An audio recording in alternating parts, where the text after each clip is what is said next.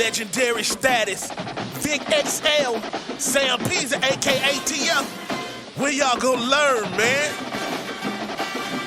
You can't stop what's inevitable. It's the incredible. PZ, AKTF, dropping jewels, but they edible. I ate my vegetables, but he ate my spinach. Riding with Vic again, so no, we ain't finished. Legendary status, so no, you cannot copy. Riding dirty radio, so crispy, also sloppy. Instant to the street, so we know just what is needed. But keep it underground, staying down, cause we ain't greedy. This is where you find what is popping for the culture, where we keeping it all fresh and stay away from all the vultures. No scavengers here, just keeping it real. Vic got it out the mud, but it's still so clear. So sit back, relax, and just let us lead you. If you trolling for no reason, then we don't need you. It's Vic XL, he can't be stopped. Riding dirty forever, the home of real hip hop. Ride dirty, dog, and y'all can't harm me. I'm living fly in the sky with the stars. Ride dirty, ride dirty, ride dirty, ride dirty. Ride dirty, dog, and y'all can't harm me. I'm living fly in the sky with the stars. Ride dirty, ride dirty, ride dirty, ride dirty.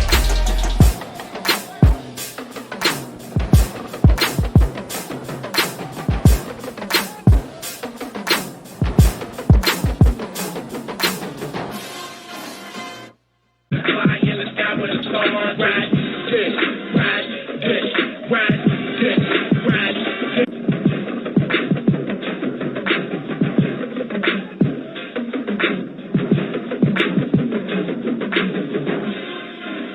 What up, what up, what up, what up, what up, what up, world? It's your boy, Vic XL. This is the Round Dirty Show, where we bridge the gap between hip-hop and everyday life, man. I want to say one time for the good people over at WRFG 89.3 FM Atlanta, Georgia. Also got to say one time for the good people over at Live365.com, all right? Last year, we had the pleasure of partnering up with Live365.com and launching our very own internet radio station, all right? The name of our station is Ride 95.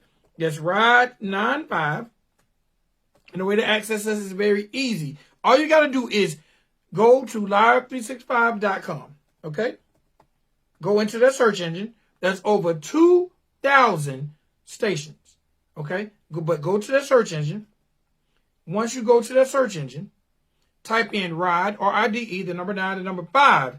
Click on our station logo, and voila, you'll have us. And we got music for you. 24 hours a day, 7 days a week, 365 days a year. Okay, now, if you want to access us via your mobile device, it's also just as easy. All you got to do is download the Live 365 app.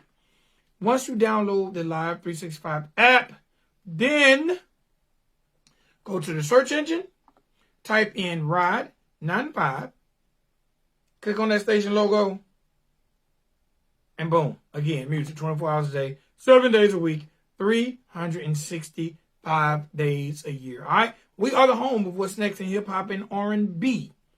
Again, we are the home of what's next in hip hop and R&B.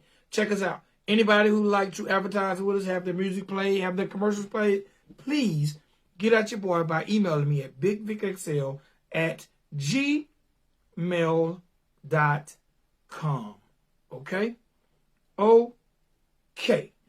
All right, man, let's get into it. I'm not going to talk too much. I'm going to keep the short stuff short. Ladies and gentlemen, boys and girls, we got an amazing author on the line. And she's going to talk to us about some things that you and I need to hear, especially when it comes to sexual relationships. So, ladies and gentlemen, boys and girls, welcome to the show, the Round Dirty platform, Miss Amercia Morris.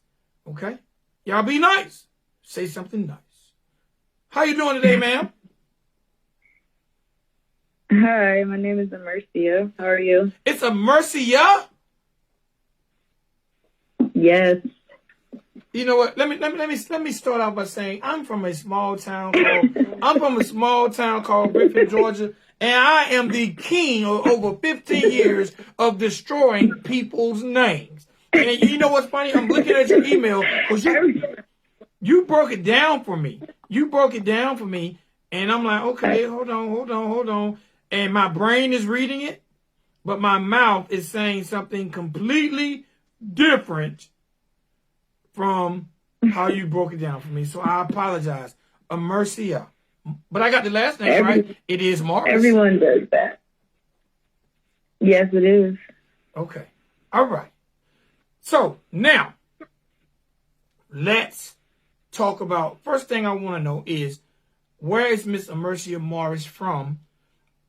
And when did you realize that you had a knack for writing and one day becoming an author? I am originally from Buffalo, New York. I'm here in Atlanta now. But Buffalo is my home and where I was raised. And I first realized I had a knack for being an author was in high school. I went to college prep high school. My alma mater is City Honor School at Foster Magic Park. And we had this one English teacher. She was the only black English teacher, or I think one of the only black teachers in our school. And she introduced us to poetry. And I had a project. And at the time, I hated writing and I didn't like poetry, but I also had experienced a trauma at the time. And, right before I was introduced to this project. And through her guidance and her actually pushing me to complete the project and do my best, I actually did very well on it. And I was able to explore different types of poetry. And it started my process and my journey to healing. Okay. All right. So I continue to use that vibe to write. All right. Now, what was your childhood like? Like, what was the household like for Amercia Morris? Well, on the outside, it was pretty normal. I lived with my mom and my dad. They were married, and I have two brothers, older brothers. I was the youngest. We lived, the moderate, I guess, the medium lifestyle. My dad worked, my mom worked. She was a college graduate. She actually studied English in her college degrees, and she actually taught for a little while.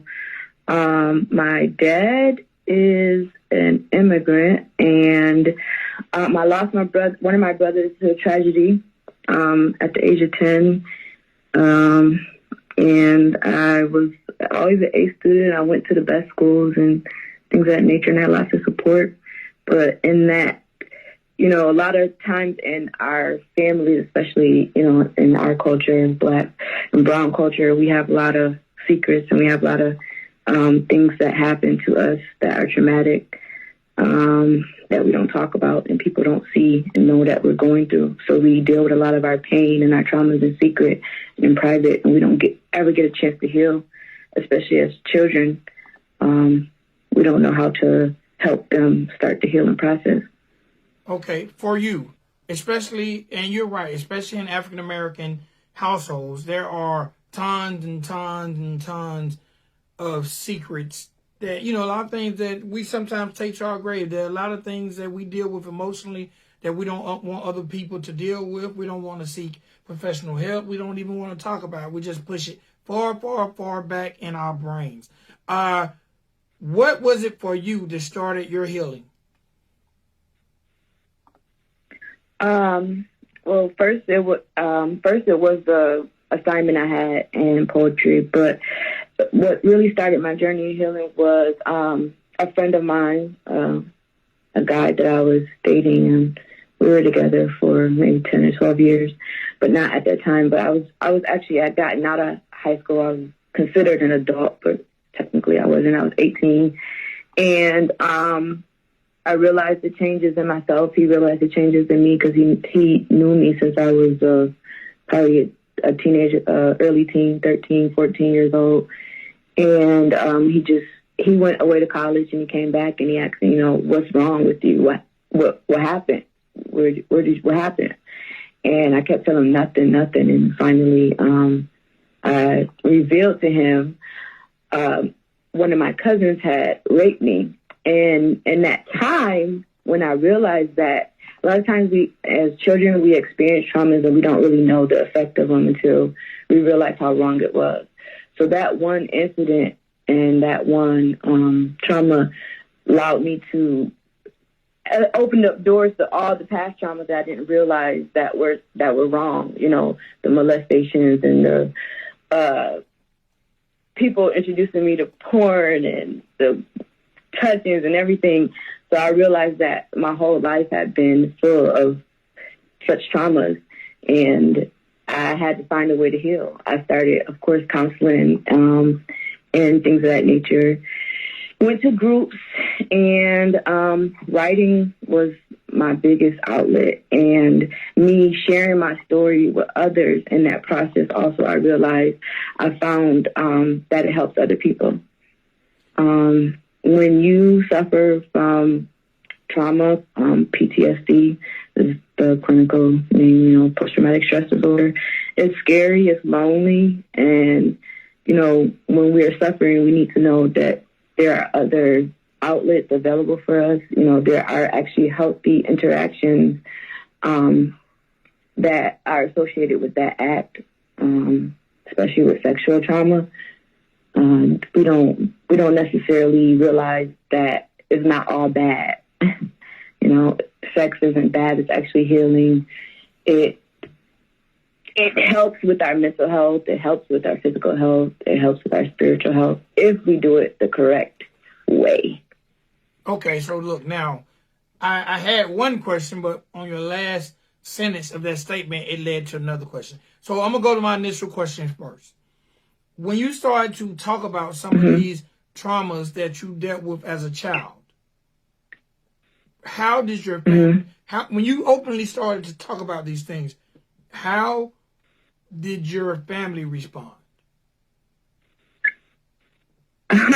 Well, you know, that's funny, and it's disheartening for me to say this, and I'm sure other people can relate. When you talk about it, the first thing is like a dismissive nature. Like, it happened to you. Oh well, get over it.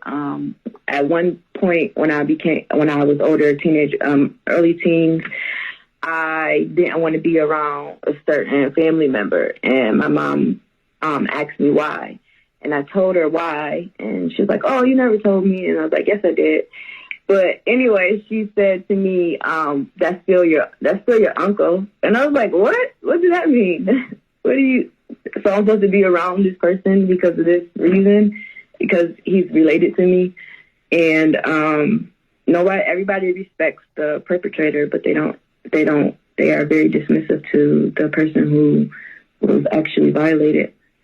And they don't want you to talk about it. They don't want you to bring it up. And they act like it's not real. I think it's a way of them actually protecting themselves as well. Because, you know, as a parent, sometimes I feel that, you know, they will have guilt and about it. Like, oh, I can't believe I allowed this to happen. Or what do I do? Because you don't really know how to react in that situation. You know, do you want to see your brother, you know, suffer? Do you want to see your child suffer? It's a very difficult situation to deal with. And I don't think no one has ever come up with the answer. And they don't offer a lot of support to family members of victims, especially the parents. And like, they have a lot of groups for children of sexual assault and CSA victims, but they don't offer a lot of support for the parents and how they can heal and how they can support, you know, that person. Now, and it's funny that you say that, because it's almost like a way of having the person that you discussed it with or the perpetrator, they just don't want to talk about it and deal with the way they might have made a person feel or the neglect that they might have, you know, done in their involvement in the situation. Because it's almost one of them things where everybody wants you to either push it even farther back or deal with it or even make you feel like it's normal. Mm-hmm. And I realized as I got older in my 20s, you know, I started asking more questions to my mom and to some other family members. Like, did this happen to you? I don't understand why, you know, why are you not so showing more concern? And my mother's response to me was, I had to fight. I had to fight my uncles, I had to fight my brothers, I had to fight my cousins. But that really wasn't a clear answer, but it was an answer, I guess, the only answer she can give to me without actually reliving her traumas. And that was the only conversation I had about it. And with that also, I was born in the 80s, but my mom was born in the 40s. So she came from that generation, which is a complete breakdown of so much. I mean, that's a whole nother topic. But when I finally started to have a sexual relationship, another misguidance that I didn't get, I think, is we don't talk enough about healthy sexual relationships. The conversations when I started to ask her about, sex, the main thing was, don't sleep around, you're going to get diseases. But that's not enough to educate a young girl or a young boy. And a lot of times African Americans tell our boys, don't bring no babies home. That's not enough of advice to give them when they're taking on such a great responsibility. It's more than diseases. It's more than babies that can come from sex.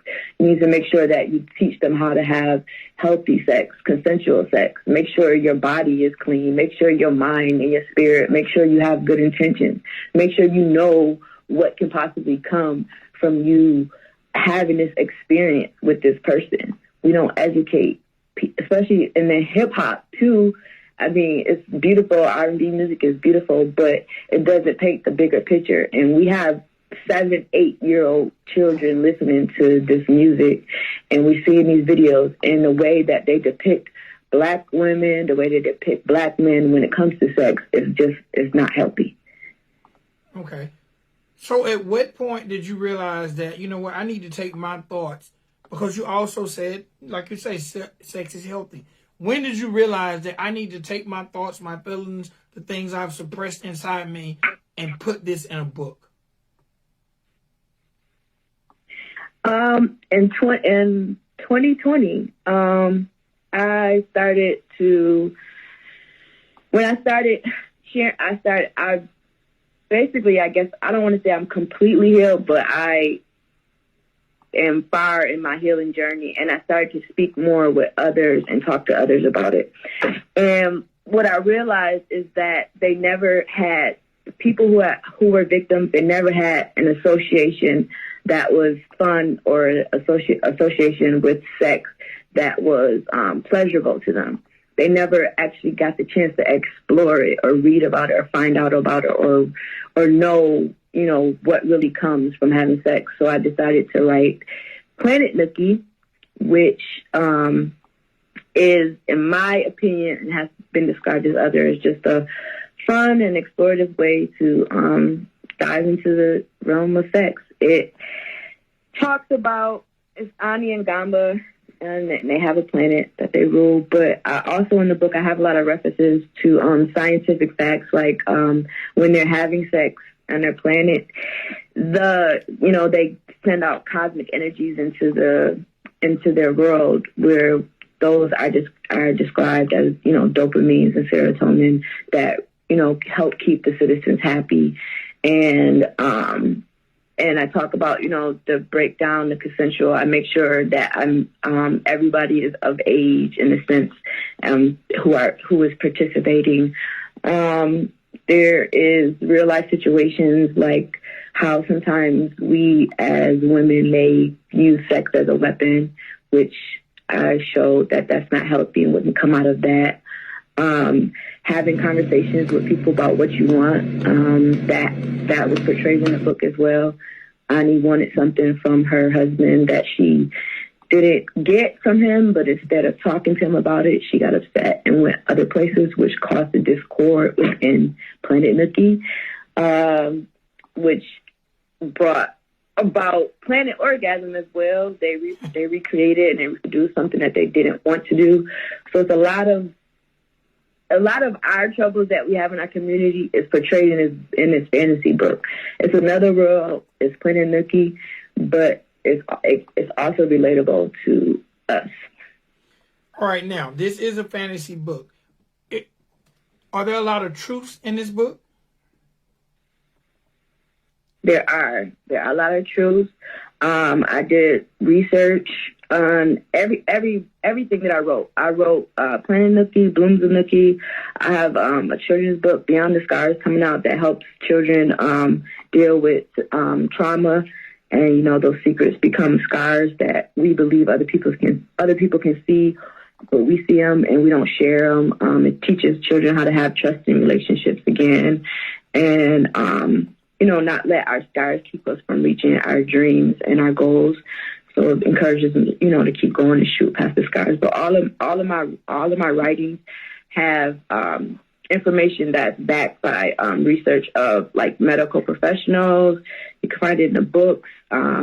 Real life situations that have happened are depicted, happened to me, happened to others. I talk to other people before I write, so I can make sure that I am touching someone and someone can relate to what I'm writing. Yes, my works are entertaining, but the most part of my books is I want them to be educational and informative. I want you to learn something. I want you to take something that will, you know, help you to overcome anything that you're going through, even if it's just the point that it brings a smile to your face. The first person that read my book, you know, she said she laughed, she cried.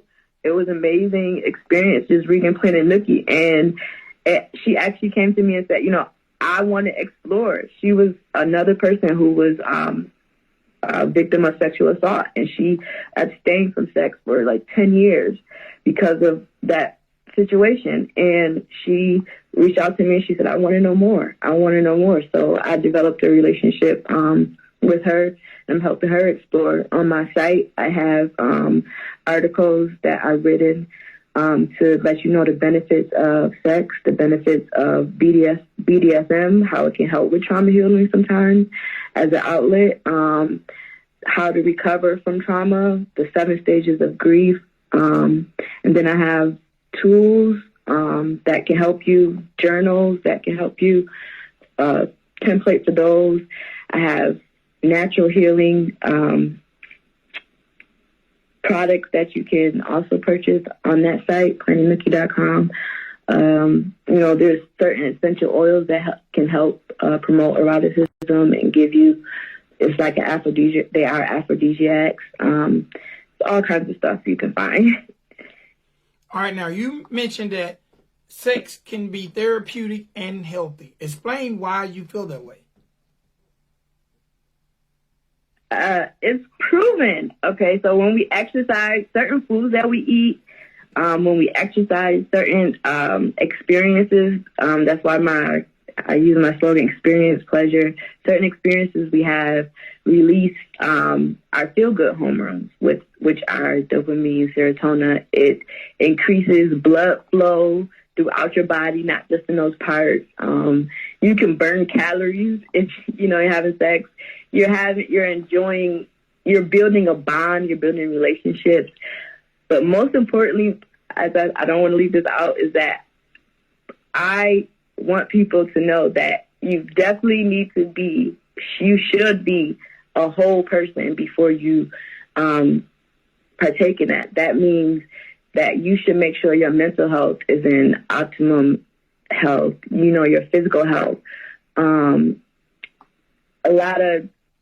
You see all types, I have a group and there's just all types of conversations that happen in it about, this person did, this was disgusting to me during sex, but a lot of times we just jump into bed with people and we don't talk. We don't ask them, did you take a shower today? We don't ask them, do you like it if I do this? We don't ask these questions, and we just do it because we see something, but we're too impulsive. And education, at the most, will relieve some of your impulsions, and it will help promote that healthy environment, in my opinion, and I'm sure others will agree with that as well. Okay, my last question. What's the difference between Blooms of Nookie and Planet Nookie? Okay. Planet Nookie is, like I said, it's an erotic fantasy, so it's a whole nother world. But Blooms and Nookie, so Planet Nookie is a short story, and Blooms and Nookie is a novel. Okay, so Blooms and Nookie is about a young girl, Ebony. This book more is real people that you can see and you can envision. So it can be your neighbor next door, anybody. She explores kinks and fetishes in across the world, I guess you could say. She was a bright girl, and of course, it's always a story. I met a guy. So basically, she met this guy when she was in college. She was a reserved person by nature, and she came from a wealthy family. And she ended up meeting a guy who made her have to drop out of school. And by chance, the person who actually landed her to have to drop out of school by having a conviction on her record, that person, in a way, saved her. She was her savior. And he gave her a job. He allowed her to get like a internship at a fashion school. She wanted to be a fashion designer. And Blooms and Nookie is a store. So it's a flower shop, and I use flowers as a metaphor, but it's a real flower shop in New York City, and they supply your kinks and fetishes discreetly. So if I were to call and order up, say, saffron crocuses, then that means that I like the fetish gagging. So I want someone to come and relieve my fetish. And it's like a secret society, basically. Their spouses don't know. It's high-class people of higher stature, doctors and lawyers. And a lot of that, I wrote that book as well because in the African-American community, we oftentimes, there's a stigma around exploring kinks. It's a stigma around expressing yourself sexually. People call you weird or because you like something like that, like gagging, or you like voyeurism, or you like, I don't know, swinging. It's not accepted so much. Certain places it is accepted. You have to find that community. But as a whole, like nationwide, worldwide, it's frowned on, and you can't really be yourself. So I wrote that to help people to, try to paint it in a better light and allow them to see that it's not bad. She wasn't exploring it with multiple people. They had a solid business. They made money from it. It was just a good life she lived, exploring her kinks and her fetishes and being introduced to that world. At the end of the book, they went back to Nookie is actually a Dutch word. That was of Dutch origin. 90 seconds. They went back and they expanded their business worldwide over there. And, of course, that's where it's more open to, in the UK and things like that. Sex is everywhere there, and it's healthy and it's better, but not here. So it's a lot of different... It's a lot. I don't want to give away too much of the book. That's why I'm trying to not, because it's a really long book and I don't want to talk too long either. But it's very interesting. 60 seconds. Turns, a lot of metaphors that you have to really kind of understand. And I use like saffron because it's an aphrodisiac, which is orchids, and also my favorite flower. That was actually my favorite flower before I knew that it's an aphrodisiac. It's one of the most expensive flowers. It's not expensive flower, but the saffron that they extract from it is an expensive spice. So I use things like that to curate the scene and everything like that. I did a lot of research on people, places. All of the places that I referenced are real places, events that happen in that book as well. Okay, so look, let's wrap this thing up 10 seconds. by you letting the people know where they can get their hands on the books and what's next for you? So Planet Nookie is available on my site, planetnookie.com. It's also available on Barnes & Noble, the ebook. The paperback is available on Amazon for purchase. Blooms and Nookie is available on Amazon, and it soon will be available on Barnes & Noble. But they're both on my site. And Beyond the Scars, which is a children's book, that will be available on Barnes & Noble. July 1st will be the release date for that. And that's 32 pages, full color book, and that will also be available on planetnookie.com as well. Okay. Last thing. And I also developed a line, Nookie Treasures, which is available on planetnookie.com, which includes all my healing products and that promote sexual health and well-being. Okay. My last thing. How can people keep up with you social media? Instagram, Twitter, Facebook, all those good things. My Instagram is at NookieIs, NOOKYIS, and also planet_Nookie. My Twitter is Amercia Morris, and of course on my site you can reach out to me there, and my email, all my information is there as well. All right.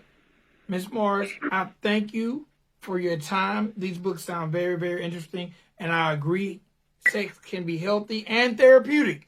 I second that emotion. Only if you have it right and have conversations and make sure you're healthy and you're ready to do it emotionally and everything. So, for all the fellas out there, have informative stuff. For all the fellas out there, that means don't be choking nobody that don't want to be choked. Exactly. Ask first. She might like it, but just don't do it. Have those conversations. I tell people all the time, have these conversations with people before you decide to do this act. That can be pure pleasure and ecstasy, but just talk. Have conversations, please. All right. I thank you so much for coming on the show. Again, let them know the name of those books. Planet Nookie, Blooms and Nookie. All right. And Beyond the Scars. Thank you so much. And I want to talk again when, if we can talk about Beyond the Stars. I think that's going to be something that people definitely need to talk about as well. Yeah. Thank you. All right. Have a good day. Thank you. Thanks for having me on. Bye. Ladies and gentlemen, boys and girls, that was author Miss Amercia Morris. She has 2 books out there, Blooms of Nookie and Planet Nookie. Y'all make sure y'all check them out. All right, everybody who's checking me out, give me about 5 minutes. The duel is on its way. We got an exciting battle. It's your boy, Vic Excel. This is the Ride and Dirty Show. Peace. Thank you for using Blog Talk Radio. Goodbye.